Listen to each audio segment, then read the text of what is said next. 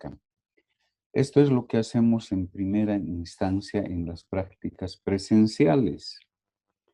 Hacer un historial clínico no general, sino hacemos un historial clínico dirigido a la parte cardiológica.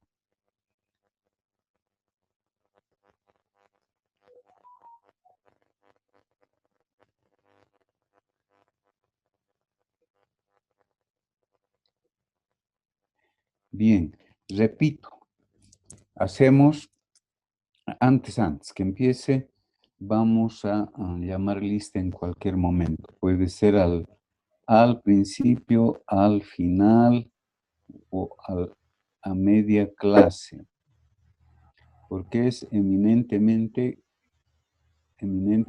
corresponde a la parte práctica, como les decía. Bueno, nuestra práctica, según a lo solicitado por la decanatura, tenemos que tener una guía de práctica cada asignatura. Por lo tanto, hay una guía en todas las asignaturas un poco variable de acuerdo a la asignatura, a la materia. La parte nuestra es la parte clínica, eminentemente clínica. Entonces, lo que vamos a hacer es lo siguiente.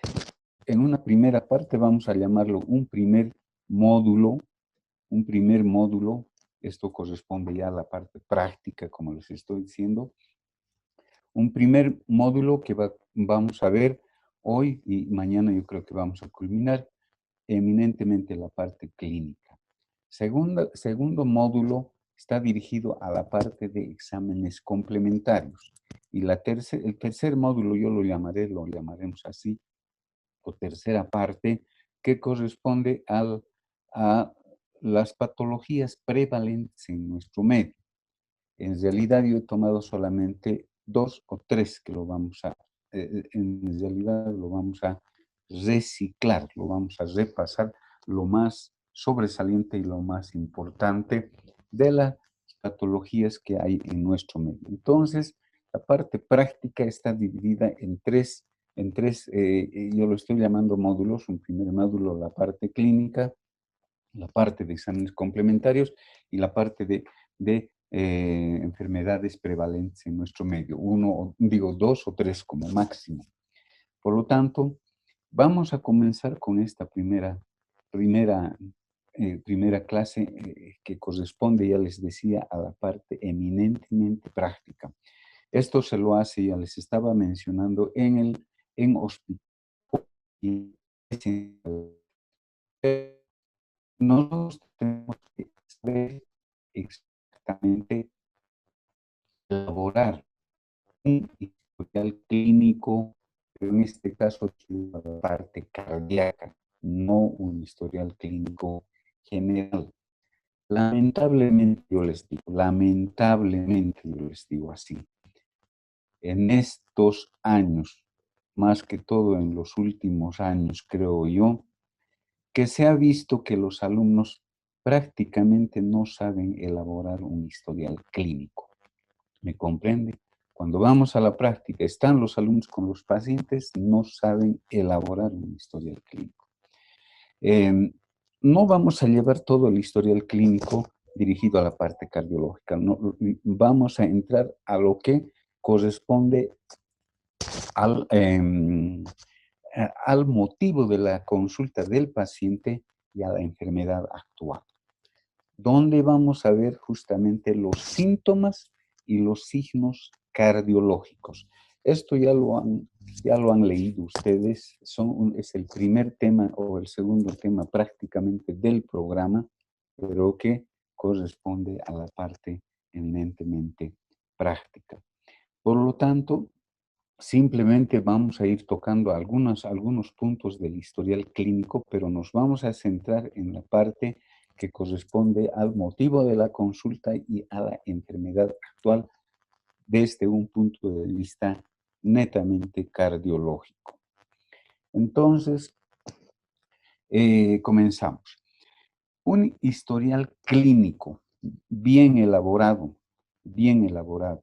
ya sea en su parte de su anamnesis y en la parte del examen físico general y regional del paciente, se dice que nos va a dar un diagnóstico exactamente de un 85 a un 90% del diagnóstico. Imagínense, solamente con la clínica, con la parte del examen físico y de la anamnesis, podemos ya llegar al diagnóstico incluso casi preciso.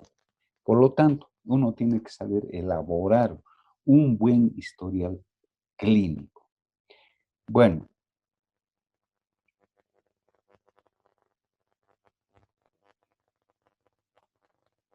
no vamos a entrar en detalle, ya les decía, nos vamos a abocar a la parte central que ya les he mencionado. Un historial clínico compone principalmente de dos partes, ustedes saben, la parte de la anamnesis y la parte del examen físico. La parte de la anamnesis comprende varias partes o el denominado también interrogatorio, donde está en primer lugar la filiación. La filiación, ustedes saben que es muy importante, donde está sobre todo la edad, el sexo, el nombre del paciente. No vamos a entrar en detalle, entonces vamos a continuar. Donde está, por ejemplo, la ocupación del paciente, la residencia y la procedencia del paciente. Solamente como un ejemplo yo les voy a mencionar la residencia y procedencia, por ejemplo, en nuestra asignatura. Nos interesa porque si cuando le vamos a hacer el interrogatorio, la anamnesis, le decimos dónde ha nacido, dónde ha vivido, dónde radica actualmente, si él nos dice, por ejemplo, nos dice que yo he nacido en Cotagaita o en Caizabe, son lugares bayunos, donde prácticamente anteriormente había la vinchuca en cantidades, en todas las casas. Por lo tanto, ya mi diagnóstico inmediatamente ya se va a dirigir a la parte de la enfermedad de Chagas.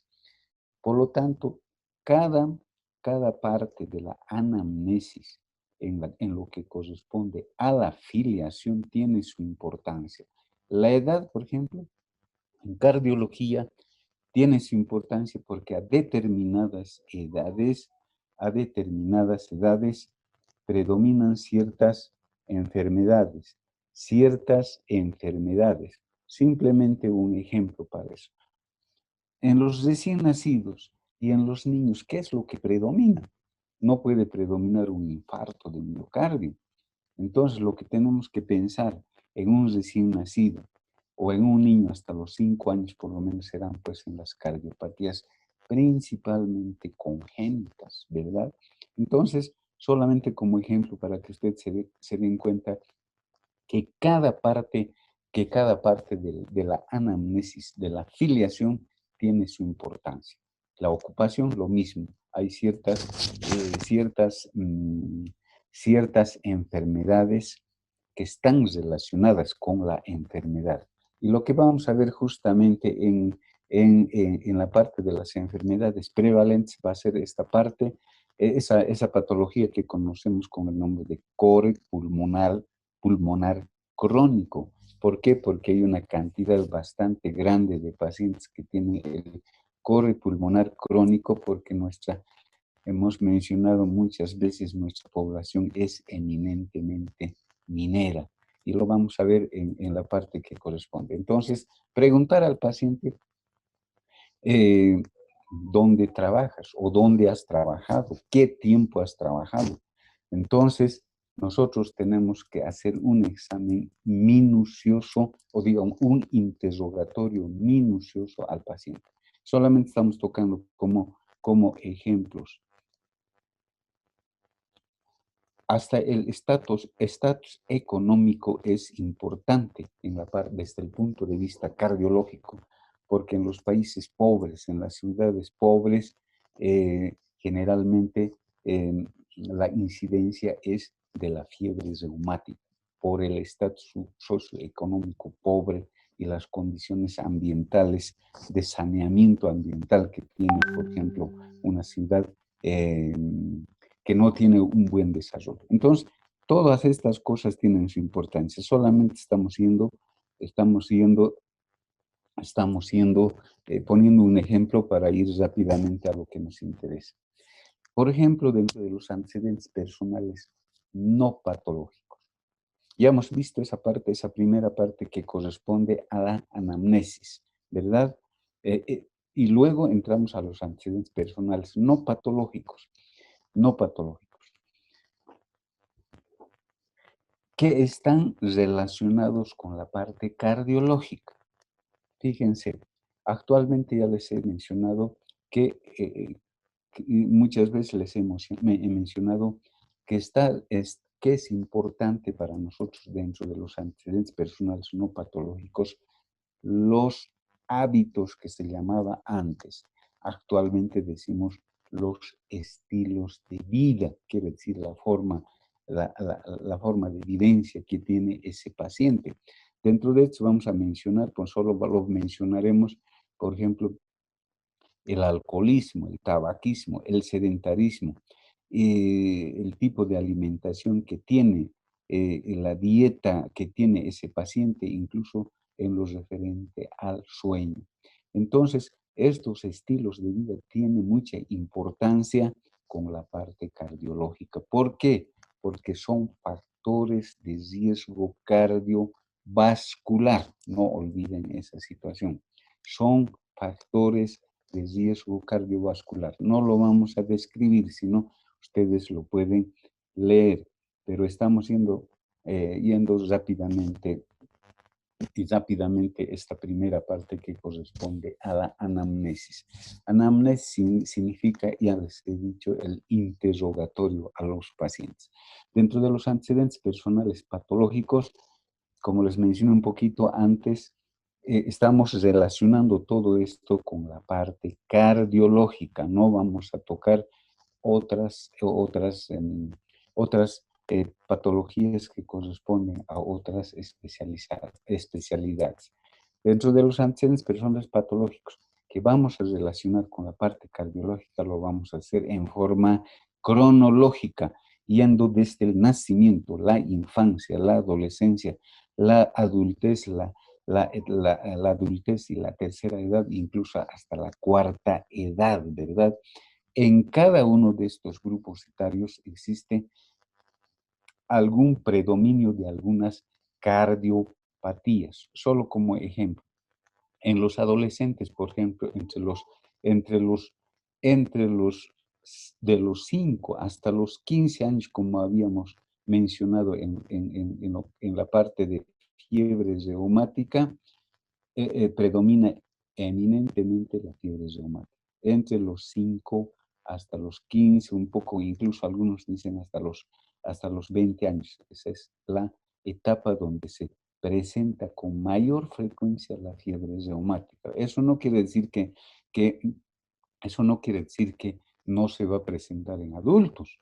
También se presenta en adultos, pero hay predominio de determinadas patologías cardíacas, estamos relacionando con el corazón, ¿verdad? De acuerdo al grupo etario. Entonces, es importante también los antecedentes personales patológicos. Patológico significa enfermedad, ¿verdad? Bien, estamos yendo rápidamente. Dentro de los antecedentes familiares y hereditarios,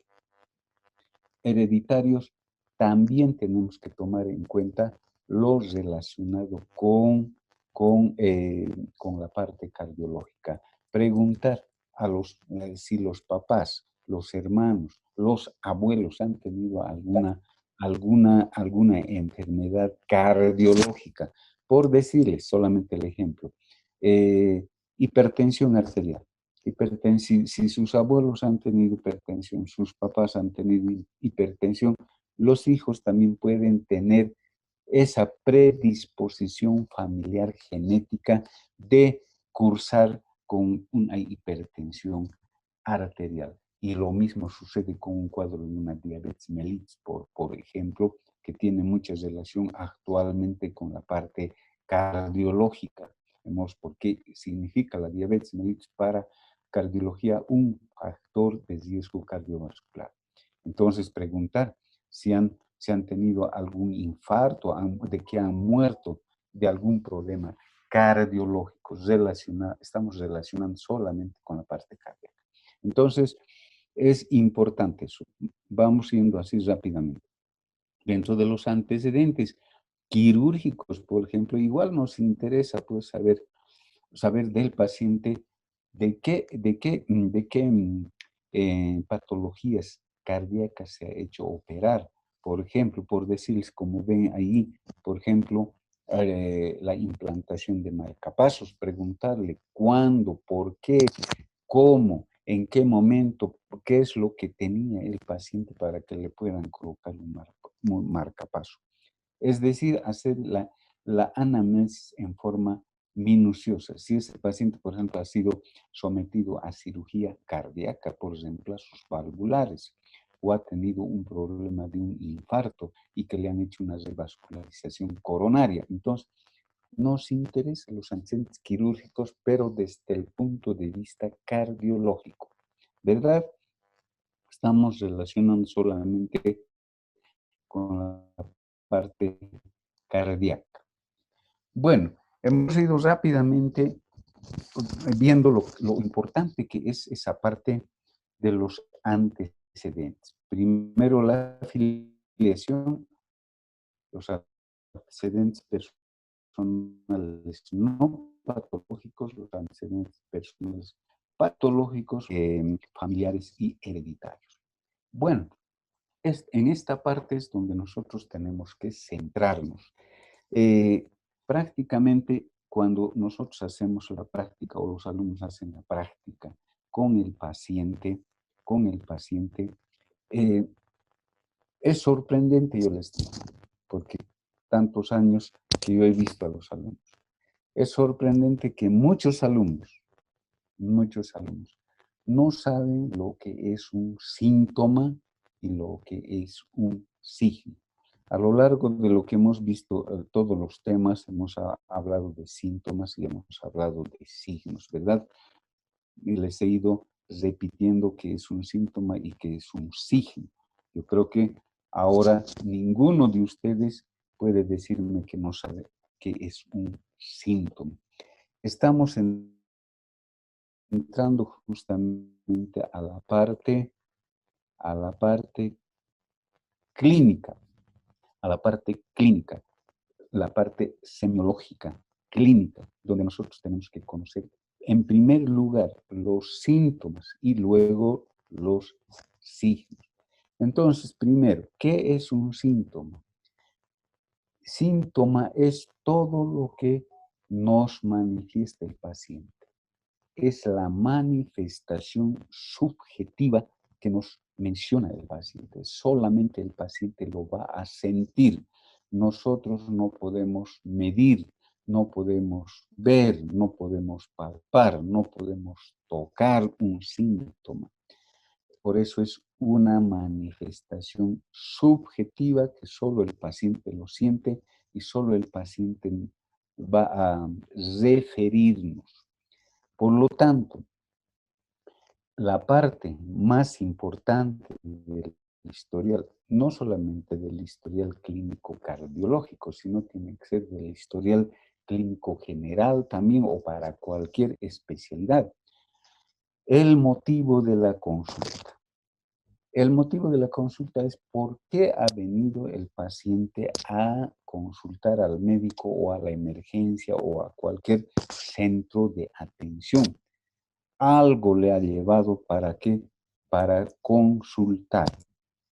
Y por lo tanto, nosotros, desde el punto de vista solamente cardiológico, porque estamos haciendo un historial clínico cardiológico, tenemos que conocer los síntomas principales o denominados también cardinales. ¿Me comprenden? síntomas principales o cardinales. Eso no quiere decir que son síntomas exclusivos del paciente cardíaco, solamente del paciente cardiológico. Estos síntomas también podría haber podría presentar el paciente en otras patologías, como en pacientes con problemas pulmonares, por ejemplo. Pero tenemos estos síntomas principales o cardinales que los vamos a describir cada uno en cuanto a su concepto, en cuanto a su etiología, en cuanto a su fisiopatología principalmente. Bien, uno de los principales síntomas, ya les digo, no exclusivos de la parte cardiológica, es la disnea. Es la disnea, ¿verdad? Otro síntoma principal o cardinal, que se le llame así, es el dolor torácico. Otro síntoma también son las palpitaciones. Otro síntoma importante en cardiología es el síncope. Y aquí un poquito nos vamos a detener. La cianosis y el edema son síntomas y signos a la vez. ¿Me comprende? Vamos a analizar cuando veamos eso por qué es un síntoma a la vez y por qué es un signo a la vez. Como, como ven en estos pequeños dibujos, acá simplemente un poco estamos viendo la expresión de un paciente que tiene una disnea, por decirles. Este otro paciente es un paciente con un dolor torácico. Fíjense, la actitud. Otra cosa que me importa, que me olvidaba, eh, es que es importante ver la actitud del paciente cuando nosotros le estamos haciendo la anamnesis. Nosotros tenemos que estar haciendo ya el examen físico al mismo tiempo. Eso lo veremos después. Fíjense esa actitud, esa expresión que tiene de dolor torácico el paciente. Acá es una imagen también bastante ilustrativa, que un paciente inicialmente está presentando unos mareos y después se produce pérdida del conocimiento, el síncope, ¿verdad? Aquí tenemos ya, estamos viendo como signo, no estamos viendo como síntoma. Ya vamos a manifestar el edema que presentan los pacientes cardíacos. Y la cianosis, fíjense, esa coloración azulada que puede ser periférica o central, lo vamos a analizar. Entonces, los síntomas principales del paciente cardíaco son la disnea, el dolor torácico, las palpitaciones, el síncope, la cianosis y el edema. Pero existen otros síntomas, ¿cómo se llama? Que no son, digamos, los principales. Como por ejemplo, mencionaremos la fatiga. Fatiga no es lo mismo que disnea. La fatiga es otro síntoma que nos menciona el paciente cardíaco. Vamos a ver la diferencia después. Otro síntoma que presenta el paciente cardíaco es el dolor abdominal en la región hepática. ¿Por qué? Vamos a analizar después. Después puede presentar el paciente tos y también hemoptisis. Entonces son síntomas que son también principales, pero no, ya les vuelvo a repetir, no son exclusivos de un paciente cardíaco. La tos propio, es más propio de un paciente con problema o con patología pulmonar, respiratoria. La hemoptisis, lo mismo, es un síntoma que lo presenta el paciente pulmonar, pero en cardiología también el paciente cardíaco puede presentar tos y puede presentar también hemoptisis. Bien, entonces vamos a ir ahora analizando síntoma por síntoma. ¿Por qué les digo? Porque el médico, nosotros, tenemos que hacer la anamnesis del motivo de la consulta tomando en cuenta estos síntomas. tiene que estar, tenemos que tener en la cabeza de memoria, si quieren, estos síntomas principales, estos síntomas cardiológicos. Cuando hacemos la práctica presencial, se les pregunta a las alumnas, a ver, enumere los síntomas principales de un paciente cardíaco. Ni atrás ni adelante. No, no saben qué es una disnea, por ejemplo. Porque todo esto se lleva en semiología, en fisiología, en fisiopatología.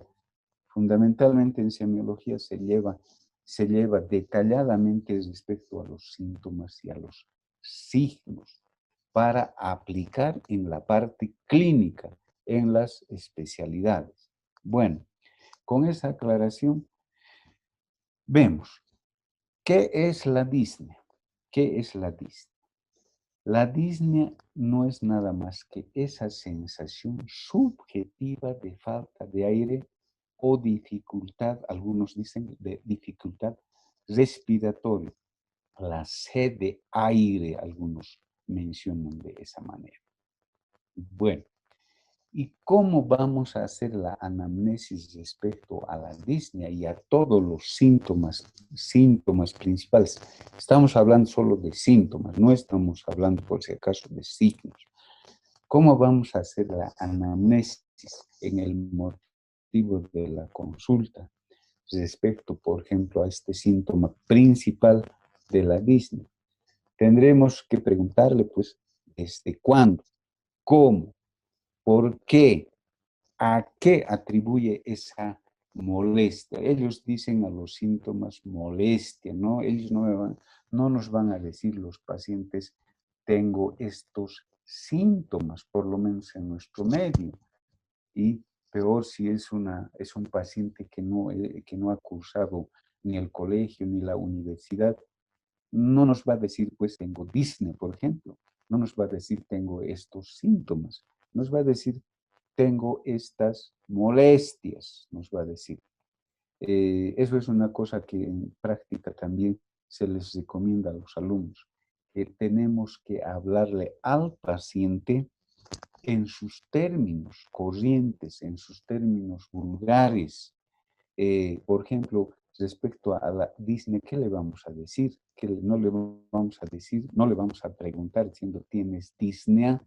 Y hay muchos alumnos, por eso, como les digo en la práctica, les dicen con términos médicos. El paciente no conoce de términos médicos, por lo tanto tenemos que adecuar, por ejemplo, la disnea con esos términos, por ejemplo, decirles, te falta aire, no puedes respirar,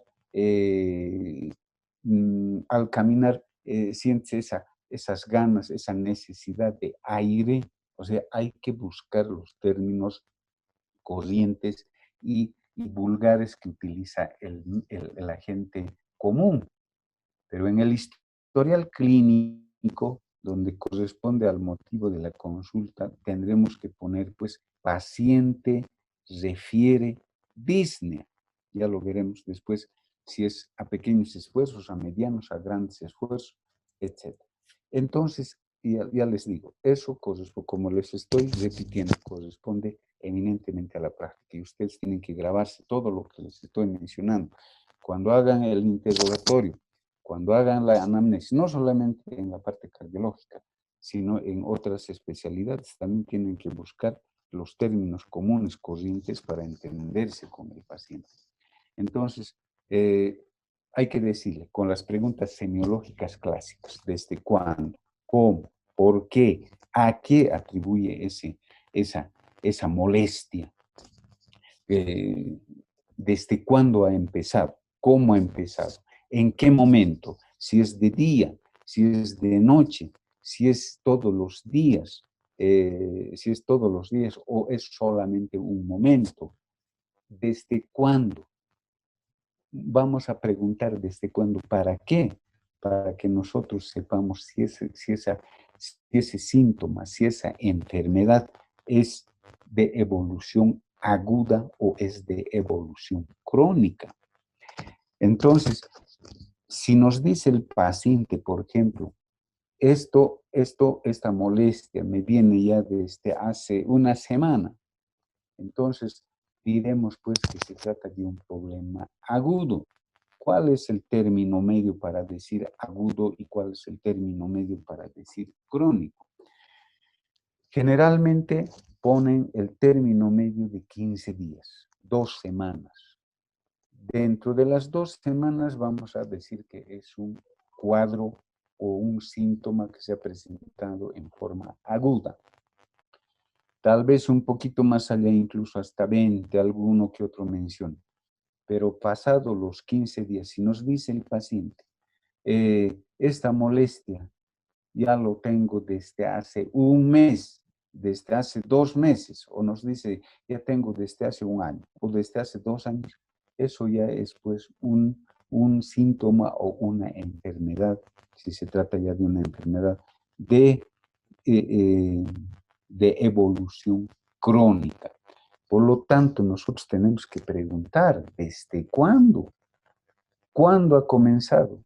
¿Ayer? ¿Anteayer? ¿Hace una semana? ¿2 semanas? ¿Un mes? ¿Un año? ¿Cuándo? Ya sabremos, de acuerdo a lo que nos dice, si es agudo o si es crónico. Fíjense lo importante que es la anamnesis. Preguntar las características de esa molestia. ¿Qué características tiene? Si es leve, si es moderado, si es intenso, si es fuerte, si se presenta en la noche, si se presenta en el día, si se presenta en la tarde. Puede ser matutino, puede ser vespertino, puede ser nocturno, puede ser intermitente, puede ser ocasional esas molestias. Bien, de esa manera nosotros tenemos que preguntar al paciente respecto a todos los síntomas. Le preguntaremos primero, estamos hablando solamente de disnea, entonces le preguntaremos minuciosamente todas las características, desde cuándo, cómo, por qué, a qué atribuye esa, esa molestia. Es decir, le diremos, ¿qué crees que te ha ocasionado esa molestia? Por decirles, por ahí es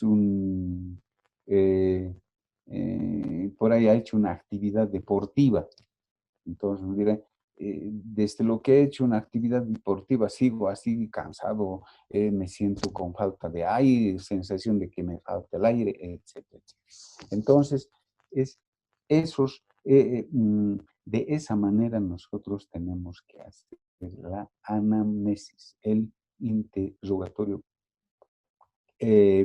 cada uno de los síntomas. Bueno, eso sirve para, estoy aclarando para que sepan cómo tienen que hacer el interrogatorio en cada uno de los síntomas. Entonces, disnea es esa sensación subjetiva de falta de aire o de dificultad respiratoria o la sed de aire. ¿Cuáles son los tipos o las formas de disnea que se puede presentar? ¿De qué origen? ¿De qué origen? ¿De qué causa? La disnea puede ser de origen cardiogénico, puede ser de origen respiratorio, puede ser de origen psicológico o nervioso, puede ser de origen fisiológico o hasta de origen, por decirles, traumático, por contusión, sienten esa sensación de aire. De origen, no se olviden, la disnea puede ser de origen cardíaco, de origen respiratorio, de origen psicológico, de origen incluso fisiológico, ¿verdad? Bien.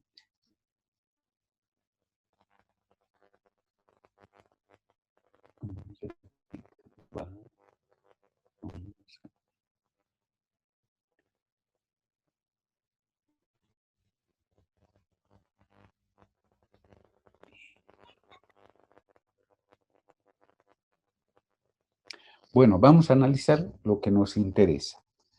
La disnea de origen cardiogénico o cardíaco puede dividirse en 3 tipos: disnea de esfuerzo, disnea de decúbito u ortopneico, la disnea paroxística nocturna. Entonces, ¿En qué consiste la disnea de esfuerzo? Esa disnea aparece con los ejercicios físicos. Cuando uno se somete a cualquier esfuerzo físico, puede presentarse la disnea. Por eso se dice disnea de esfuerzo. La disnea de decúbito u ortopneico. ¿En qué consiste la disnea de decúbito u ortopneico? Consiste en que ese paciente, cuando se coloca en decúbito dorsal, no tolera el decúbito dorsal, sino que tiene que sentarse ese paciente para que pueda respirar con tranquilidad. Entonces se dice disnea de decúbito o de tipo ortopneico cuando no tolera el decúbito dorsal. Por eso es que vamos a preguntar al paciente, ¿cuántas almohadas utilizas para dormir? El paciente claramente les va a decir, utilizo 3 almohadas, utilizo 2 almohadas. ¿Por qué? Porque cuando utilizo una sola almohada, me falta ya el aire. Entonces nosotros diremos que ese paciente ya presenta una disnea de decúbito, ¿verdad? Que no tolera el decúbito dorsal. Luego tenemos la disnea paroxística nocturna. Es esa disnea, esa sensación de falta de aire que se presenta en la noche, generalmente en la noche. Entonces, la disnea de esfuerzo obedece a cualquier esfuerzo que haga sobre esfuerzo que haga el paciente, entonces aparece esa sensación de falta de aire. La disnea de decúbito es cuando el paciente no tolera el decúbito dorsal, tiene que dormir sentado. ¿Y eso por qué se presenta? Porque en decúbito dorsal hay mayor congestión pulmonar, hay mayor retorno venoso, por lo tanto el paciente cardíaco se congestiona y no puede estar si quieren el término, echado. Tiene que estar necesariamente sentado porque hay mayor congestión sanguínea a nivel pulmonar. Y la disnea paroxística nocturna obedece a un incremento de la presión venocapilar pulmonar, que incluso puede llegar al edema agudo de pulmón. Entonces, la disnea, tenemos 3 tipos de disnea de origen cardiogénico. Disnea de esfuerzo, disnea de decúbito y disnea paroxística nocturna. El paciente nos va a decir, doctor, en la noche es cuando yo tengo esa sensación de falta de aire. Estoy durmiendo nomás 2, 3 horas de dormido y ya súbitamente me despierto, me falta aire y tengo que sentarme. Entonces, ustedes colocarán, paciente requiere disnea paroxística nocturna. Estoy una media hora así sentado y se me pasa y vuelvo a respirar tranquilamente. El paciente es el que nos avisa, por eso hay que preguntar, ¿cómo? ¿En qué momento tienes ese problema? Él les dirá, por ejemplo, he caminado rápidamente 2 cuadras y ya he sentido esa sensación, he tenido que descansar. Dirán, pues, disnea de esfuerzo. Entonces, la anamnesis minuciosa es, pues, importantísima. Bien, ¿cómo se clasifica la disnea de esfuerzo? La disnea de esfuerzo. Según la NIJA, clase funcional 1, clase funcional 2, clase funcional 3 y clase funcional 4. La clase funcional 1, aparece la disnea, lo resumiremos a grandes esfuerzos. Cuando ese paciente realiza grandes esfuerzos, digamos, hace un poco de deporte, el resto normalmente está haciendo apenas 5 minutos, ha tolerado ese paciente y ha tenido esa sensación de falta de aire. Ha hecho grande esfuerzo, eso será disnea clase funcional 1. Clase funcional 2. El paciente nos dirá, doctor, he caminado 2 cuadras, 3 cuadras y ya me ha faltado el aire. O he subido hasta el 3er piso, doctor, rápidamente y me he cansado. Y vemos clase funcional 2 de disnea. La clase funcional 3 Dirá el paciente, doctor, ya no puedo ni caminar ni una cuadra, ya en mi casa nomás ando en plano. Al primer piso apenas subo, ya me estoy cansando. Entonces, o hago un pequeño esfuerzo o quiero trabajar y ya no puedo. Irán clase Disney, clase funcional 3. Y la clase funcional 4 de Disney, según Nija, es ya la incapacidad de realizar alguna actividad física sin que se presente la disnea.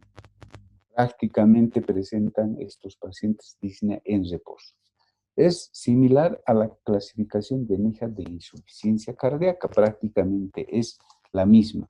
A grandes, a medianos, a pequeños esfuerzos y en reposo. Entonces, esa es la clasificación de disnea. Bueno, ¿cuál es el otro síntoma principal que tenemos? Es el dolor torácico. Respecto al dolor torácico, tenemos que hacer lo mismo. Tenemos que preguntar. El paciente dirá, doctor, me está doliendo mi pecho. Toda la noche me ha dolido mi pecho. Ustedes dirán, ¿desde cuándo? ¿Cómo es ese dolor? ¿Es intenso? ¿Es leve?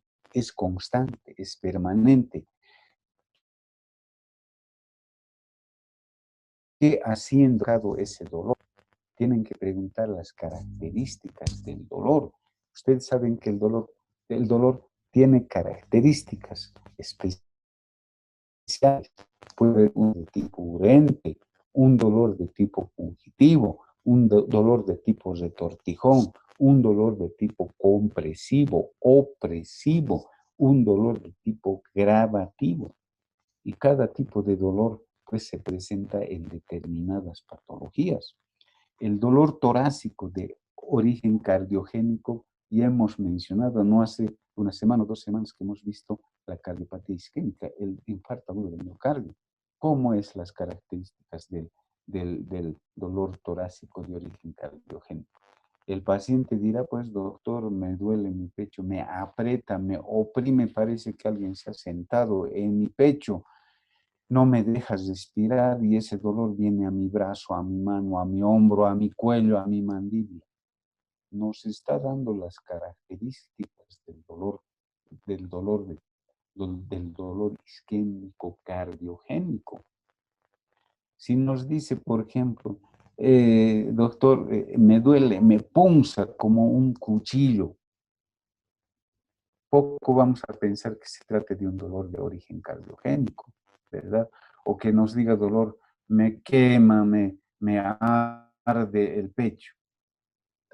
Estaremos descartando el dolor torácico de origen cardiogénico, ¿verdad? Entonces, respecto al dolor torácico, nosotros tenemos que preguntar desde cuándo, cómo, por qué, a qué se debe ese dolor, qué características tiene ese dolor, es constante, es intermitente, es nocturno ese dolor, qué tiempo de duración tiene ese dolor, desde cuándo viene ese dolor.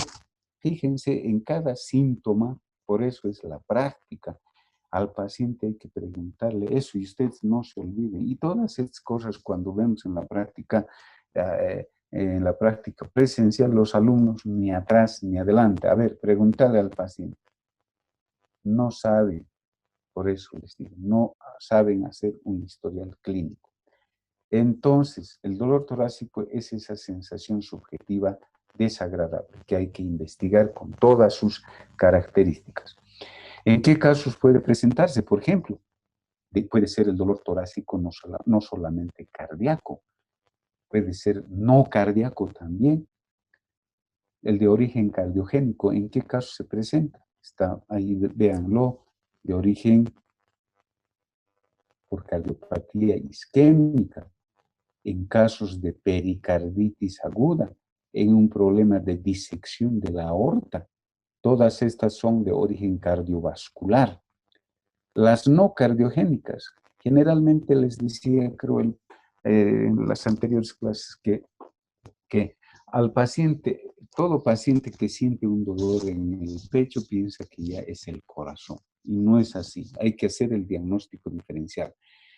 el dolor torácico de origen no cardiogénico, por ejemplo, puede ser de origen pulmonar, fungitivo, lancinante.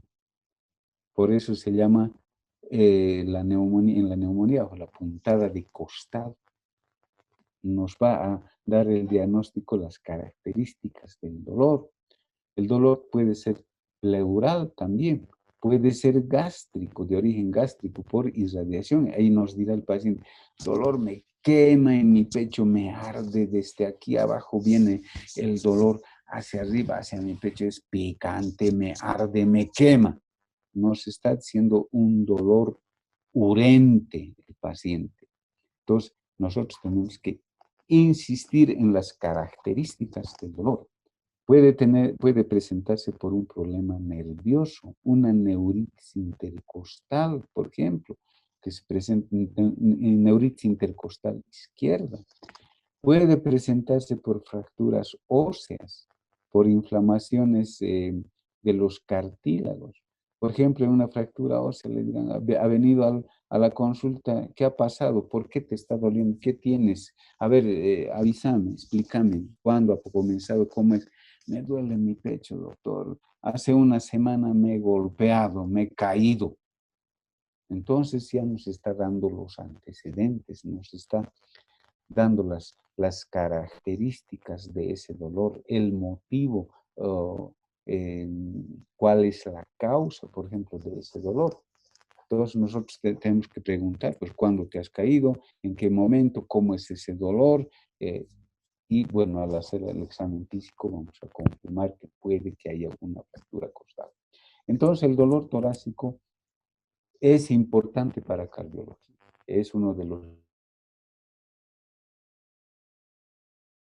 síntomas principales y de acuerdo a eso, hacer la anamnesis en el paciente. Perfecto, ahí está. Interrogar características del dolor, su intensidad, su duración, su localización, su irradiación y aquí falta desde cuándo, para saber si es agudo o si es crónico. Otro síntoma. Todos estos síntomas principales tenemos que saber de memoria y al destino. Las palpitaciones. No hay imágenes aquí porque esto es subjetivo. Es todo lo que el paciente nos está refiriendo, nos está avisando.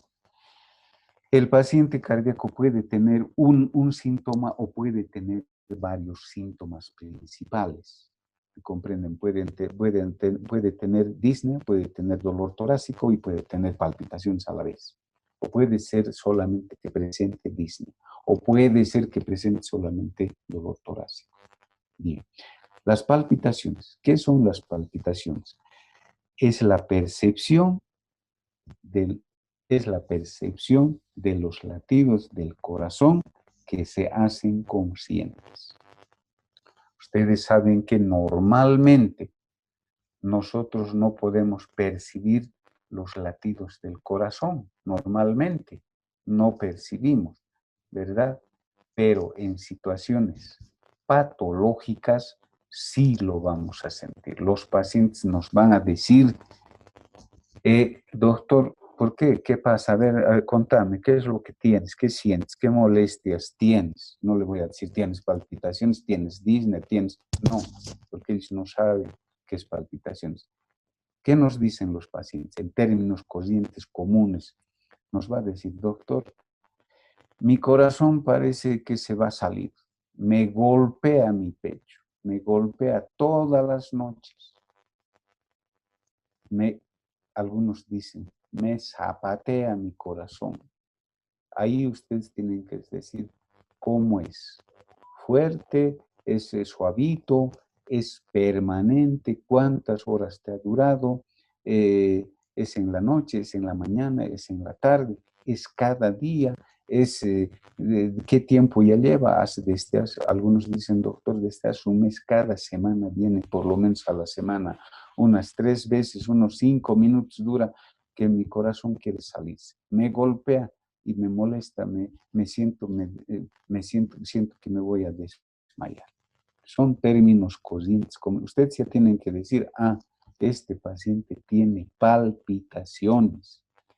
Entonces, eh, obviamente es una sensación desagradable para el paciente, ¿verdad?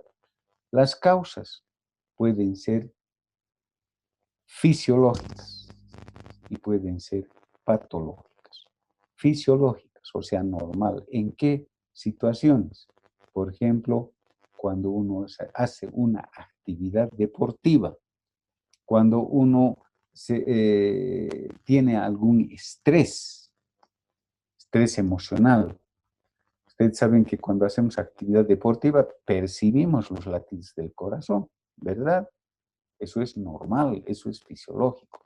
O cuando tenemos alguna emoción, nos hemos estresado, alguna situación, como dicen, de susto, dicen algunos las mamás, me ha asustado, doctor, y mi corazón se ha querido salir.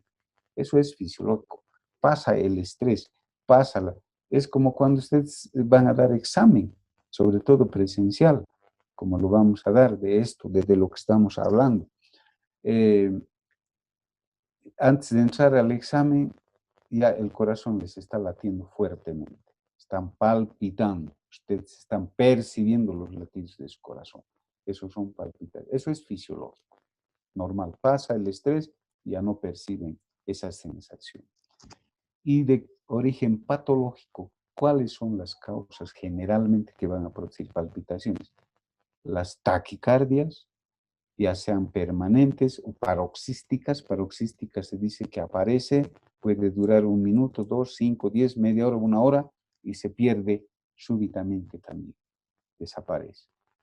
Las arritmias, dentro de las arritmias, las extrasístoles, las fibrilaciones fundamentalmente.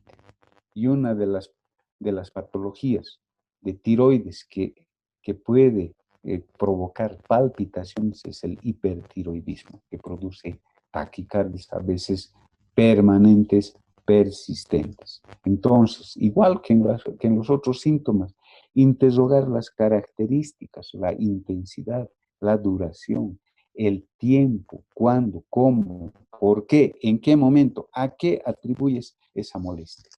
Están comprendiendo que de cada síntoma nosotros tenemos que preguntar minuciosamente.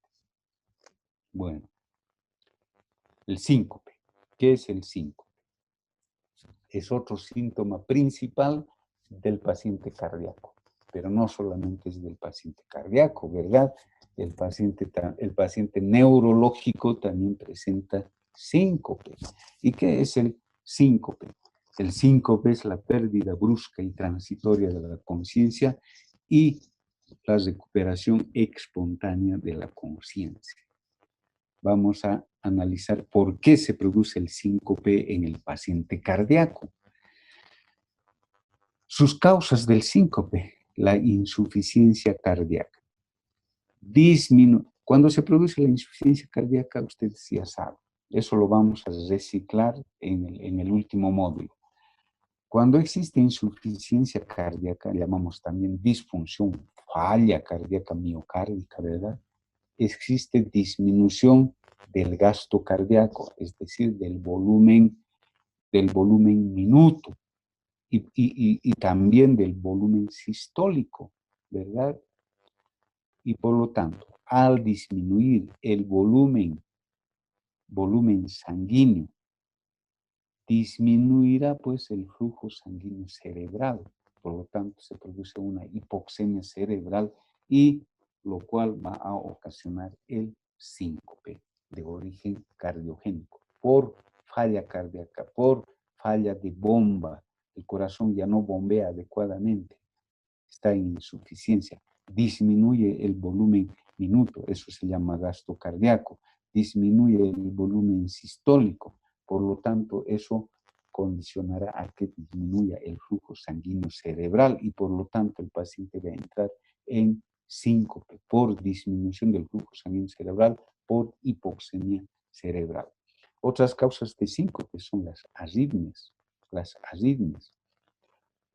Por ejemplo, que se presentan en un infarto agudo de miocardio, en una isquemia.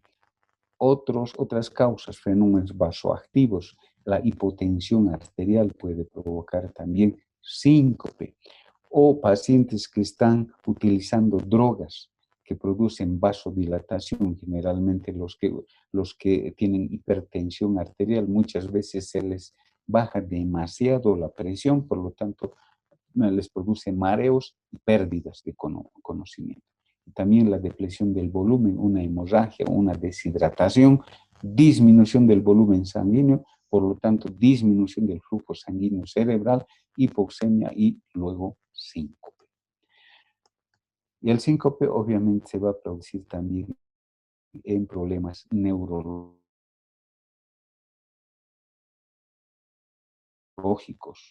por ejemplo, los famosos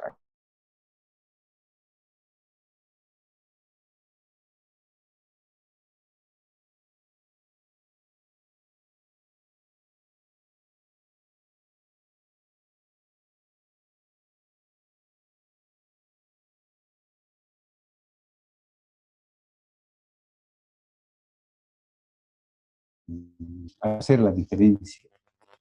¿Por qué no solamente es síntoma y por qué no solamente es signo?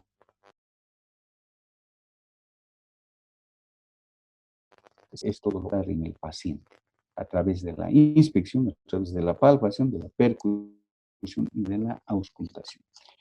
Cianosis. Primero el concepto, que es la azulada de la piel y de las mucosas debido al aumento de hemoglobina reducida, que sea igual o mayor a 5 gramos por decilitro. Es decir, que se refiere a la sangre desoxigenada, desaturada. Esa sangre no está saturada de oxígeno, mayormente está el dióxido de carbono. Entonces es una sangre desaturada, desaturada. Por eso dice desoxigenada, fundamentalmente que se observa a nivel capilar. Entonces, la cianosis es esa coloración azulada de la piel y de las mucosas debido a una desaturación de la sangre, que esa sangre no contiene casi oxígeno, por lo tanto tiene mayor concentración de dióxido de carbono. Eso es cianosis. ¿Por qué se dice que es síntoma? ¿Por qué se dice que es signo a la vez? Lo vamos a considerar como síntoma. Ustedes saben que síntoma es lo subjetivo. Por lo tanto, el paciente o la mamá, por ejemplo, en niños, ¿qué nos dice cuando le trae a su hijito a la consulta? Doctor, mi hijito cuando llora se pone morado. Ese es el término que utiliza la mamá o los pacientes. No van a decir tiene cianosis. No dicen porque es un término médico. Por lo tanto, la mamá dice, doctor, corretea un poquito, mi hijito, y ya se pone moradito. Nos está diciendo, nos está avisando como síntoma, porque ella nos está refiriendo el, el síntoma. Y nosotros podemos comprobar ya como signo. Podemos decir, a ver, entonces comprobaremos. Que vaya, a ver, hasta la esquinita, que vaya corriendo, que rapidito, hazle correr, hazle. Así se le trata a los pacientes, hay que decir, hay que darnos formas para averiguar todo respecto a los síntomas. Entonces, o que suba al tercer piso ya ahorita, que suba corriendo hasta arriba y que baje. Y cuando vuelve el niño, por decirles, le observamos las mucosas y evidentemente tiene cianosis. Estamos comprobando como signo, ¿verdad? Entonces, como síntoma es cuando la mamá nos refiere o cuando el mismo paciente nos dice, doctor, yo cuando hago algunos esfuerzos me he dado cuenta que me vuelvo morado, mis labios se vuelven azules. Nos está avisando como síntoma. Nos está avisando como síntoma. Entonces, subjetivamente, pero nosotros al examen tenemos que comprobar si evidentemente hay o le podemos someter algún pequeño esfuerzo al paciente para ver si evidentemente tiene cianosis. Eso ya como signo. Es lo mismo que vamos a hacer, es lo mismo que vamos a hacer con el problema del edema. El edema también es un síntoma y es un signo a la vez. Bien, primero analizaremos lo que es la cianosis. Lo vamos a terminar los síntomas en 5 minutos y bien, vayamos después listo. Bien, tipos y formas de cianosis. Tenemos la cianosis central, que es visible en la mucosa bucal y fundamentalmente en la lengua. Y la cianosis periférica, que lo vamos a observar a nivel distal, por eso es periférico. ¿Dónde lo vamos a ver? Generalmente en las manos, en los dedos, en las uñas. Ustedes cuando vean los dedos en palillo de tambor, por ejemplo, generalmente esos pacientes tienen cianosis en los dedos, ¿verdad? En las uñas.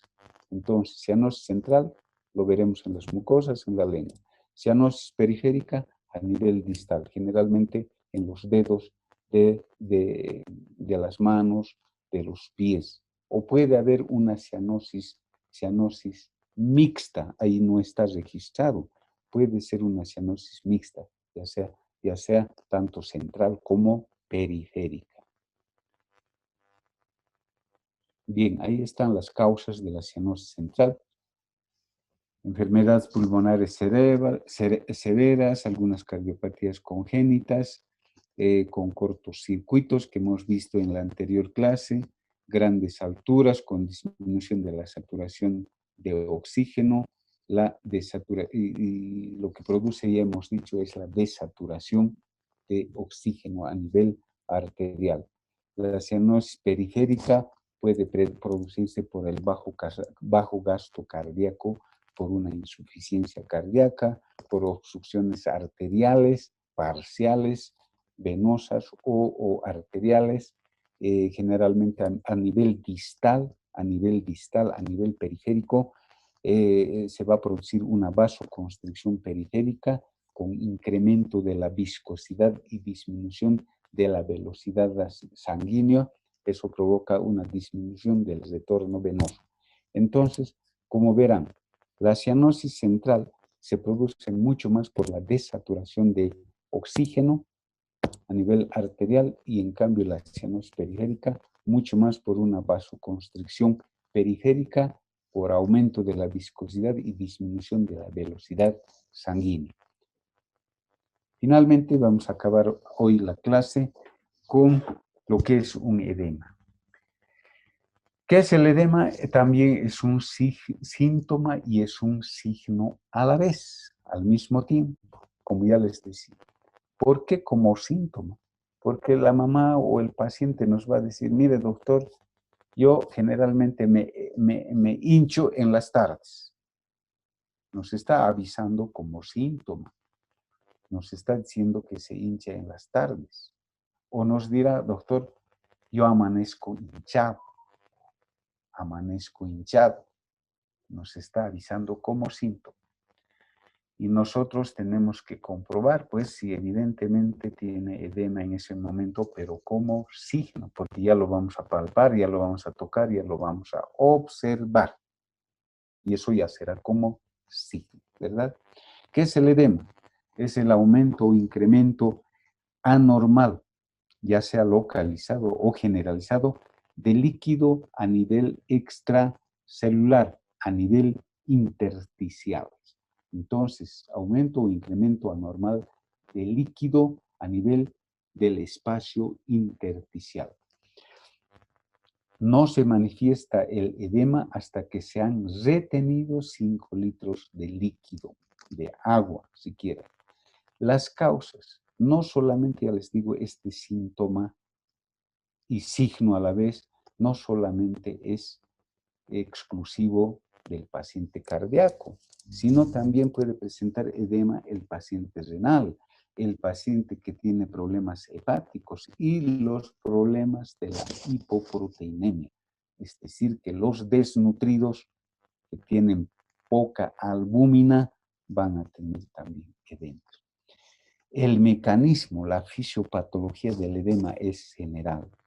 ¿Por qué se produce el edema? Ese acúmulo de agua, de líquido en el espacio intersticial en el paciente cardíaco, mencionaremos así, por cuatro situaciones. Aumento de la presión hidrostática a nivel intravascular, la disminución de la presión oncótica a nivel intravascular, el aumento de la permeabilidad capilar y la obstrucción linfática. Son estos cuatro mecanismos que van a ocasionar para que haya acúmulo de líquido o que se acumule líquido en el espacio intersticial, extracelular. Las características, es importante que tenemos que, ya estamos un poco describiendo la parte física, cuando nos corresponde a la parte física volveremos a repetir en los signos. Las características del edema cardiogénico, ¿cuáles son las características? Generalmente es un edema frío y cianótico. ¿Por qué? Porque no hay un buen flujo sanguíneo, porque hay un bajo gasto cardíaco. Es frío, es cianótico, es de duro un poco hablando. Generalmente el edema cardiogénico es vespertino. Entonces el paciente cardíaco nos dirá, doctor, yo me hincho en las tardes. El edema cardiogénico es bilateral, nunca va a ser unilateral. Es decir, que los edemas, por ejemplo, tienen que estar en los dos miembros inferiores. No puede ser uno más que esté con edema. Ya veremos después en signos la diferencia. Y generalmente se inicia en partes declives, es decir, los tobillos, las nalgas, a nivel sacro, etc.